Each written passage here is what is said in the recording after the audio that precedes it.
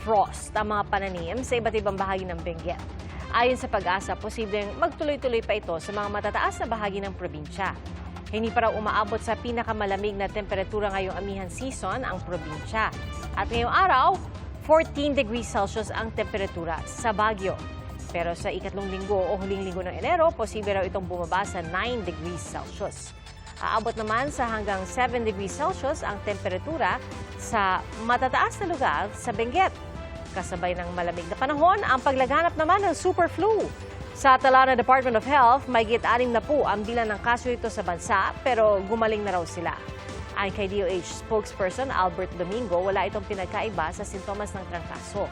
At pwede rin daw magsuot ng mga Pilipino ng face mask bilang pag-iingat, pero hindi raw ibig sabihin ito na malaking problema ang super flu. Mahigit 1,000 artificial na mga bulaklak ang pinailawan o pinaiilawan tuwing gabi sa isang pasyalan sa Pangasinan. At marami namang turista ang namamangha sa isla sa Bataan na hugis daliri. Narito ang biyaheng saksi ni Sandy Salvacio ng GMA Regional TV. Mapapa-high five ka sa ganda ng isa sa mga dinarayong pasyalan sa Bataan. Nature trip at its finest, ang handog ng Five Fingers Island sa bayan ng Mariveles. Bakit nga ba Five Fingers? Hugis daliri kasi ang 5 isla na may 4 na cove. Papunta pa lang sa mismong isla, mamamangha ka na sa ganda ng paligid sa 20-minute boat ride. Kung gustong makita ang tuktok, perfect sa inyo ang Cochinos Point o ang thumb ng Five Fingers. Kung thrill naman ang hanap, pwedeng puntahan ang pagitan ng index finger o ang tinatawag nilang apatot at middle finger o ang puntang mahaba. Sa cove ng mga ito, pwedeng mag-cliff diving. May kuweba rin para sa mga gustong mag-snorkeling. Dinarayo ito dahil sa naggagandahang rock formations. Adventure rin ang hatid ng ring finger o ang naiklek point.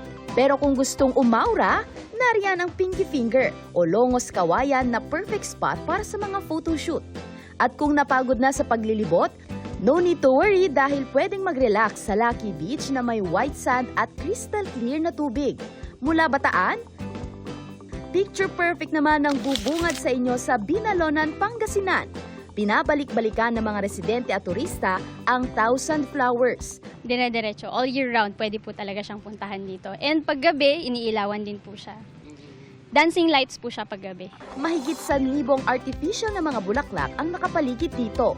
Kaya bawat anggulo, swak para sa inyong mga picture. Sobrang ganda po, tas sa gabi po mas maganda po siya. Dinadaya po siya. Madami pong nagpo-post dyan. Para sa GMA Integrated News, ako si Sandy Salvacio ng GMA Regional TV, ang inyong saksi. Mga kapuso, maging una sa saksi. Mag-subscribe sa GMA Integrated News sa YouTube para sa iba't ibang balita.